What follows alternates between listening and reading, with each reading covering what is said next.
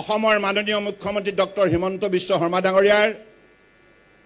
যি পৰিশ্ৰম দিনে নিশায় প্ৰতিগৰাকী প্ৰাৰ্থীক জিকাবৰ বাবে ভাৰতীয় জনতা পাৰ্টি, অসম গণ পৰিষদ, UPPL আৰু সন্মিলিত গণশক্তি অসম আমি একেলগে মিলিত প্ৰচেষ্টাৰে যাতে কঠোৰ পৰিশ্ৰম কৰি ৰাইজৰ চৰণত মূৰ দুৱাই ৰাইজৰ সঁহাৰি বিচাৰিবৰ বাবে যিখিনি ডক্টৰ হিমন্ত বিশ্ব শৰ্মা ডাঙৰীয়াই দিনে নিশাই পৰিশ্ৰম কৰিলে আৰু এই পৰিশ্ৰমক শৃংখলাবদ্ধভাৱে তৃণমূল পৰ্যায়ত দলৰ কাৰ্যকৰ্তাসকলে যাতে সঠিক ৰূপত মূল্যাংকন কৰে তাৰ বাবে ৰাজ্যিক সভাপতি ভৱেশ কলিতা ডাঙৰীয়াই যিখিনি কষ্ট স্বীকাৰ কৰিলে মই ইয়াৰ বাবে বিশেষভাৱে দুয়োগৰাকী নেতাকে আন্তৰিক কৃতজ্ঞতা আৰু শ্ৰদ্ধা জ্ঞাপন কৰিছোঁ। ডক্টৰ হিমন্ত বিশ্ব শৰ্মা ডাঙৰীয়াই এই অসমখনক ভাৰতবৰ্ষৰ বুকুত 5খন শ্ৰেষ্ঠ উন্নত ৰাজ্যৰ ভিতৰত অন্যতম হিচাপে গঢ়ি তোলাৰ লক্ষ্য স্থিৰ কৰিছে। সেই লক্ষ্যত উপনীত হ'ব লগা হ'লে আমি পৰম শ্ৰদ্ধাৰ প্ৰধানমন্ত্ৰী নৰেন্দ্ৰ মোদী ডাঙৰীয়াই যি আদৰ্শ, যি পথ আমাক দেখুৱাইছে, কামে কাজে শক্তিশালী সিদ্ধান্ত, সঠিক নীতি, সঠিক পৰিকল্পনা আৰু উন্নত মানদণ্ডৰ ৰূপায়ণ কাৰ্যসূচীৰ যোগেদি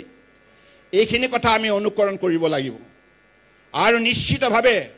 অসম এখন সম্পদ, সম্ভাৱনা আৰু শক্তিৰে পৰিপুষ্ট ৰাজ্য আৰু যিখন ৰাজ্যৰ আগন্তুক দিনত সম্ভাৱনাক বিজ্ঞানসন্মতভাৱে মূল্যাংকন কৰি ভাৰতবৰ্ষৰ বুকুত শক্তিশালী ৰাজ্য হিচাপে গঢ়ি তোলাৰ যিটো লক্ষ্য স্থিৰ কৰা হৈছে, এই লক্ষ্যত উপনীত হ'ব লগা হ'লে নিশ্চিতভাৱে আমি প্ৰতিগৰাকী অসমৰ বাসিন্দাই এই ক্ষেত্ৰত আন্তৰিক প্ৰচেষ্টা হাতত ল'ব লাগিব আৰু মাননীয় প্ৰধানমন্ত্ৰী নৰেন্দ্ৰ মোদী ডাঙৰীয়াই সদায় এটি কথা কৈ আহিছে, জন ভাগিদাৰী জন আন্দোলন। চৰকাৰৰ প্ৰতিখন আঁচনিত যেতিয়া জনসাধাৰণ মনে প্ৰাণে চামিল হৈ যায় তেতিয়াহ'লে সি জন আন্দোলনলৈ ৰূপান্তৰ ঘটে আৰু জন আন্দোলনে এখন চৰকাৰক জনপ্ৰিয় কৰি তোলে। গতিকে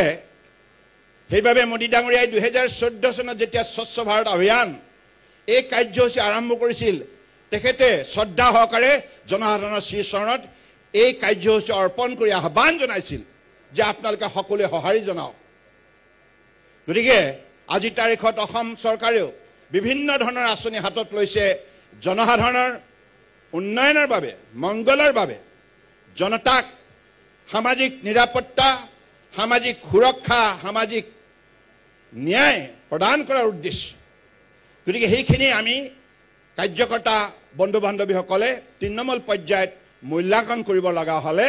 জনসম্পৰ্ক গঢ়ি তুলিবই লাগিব।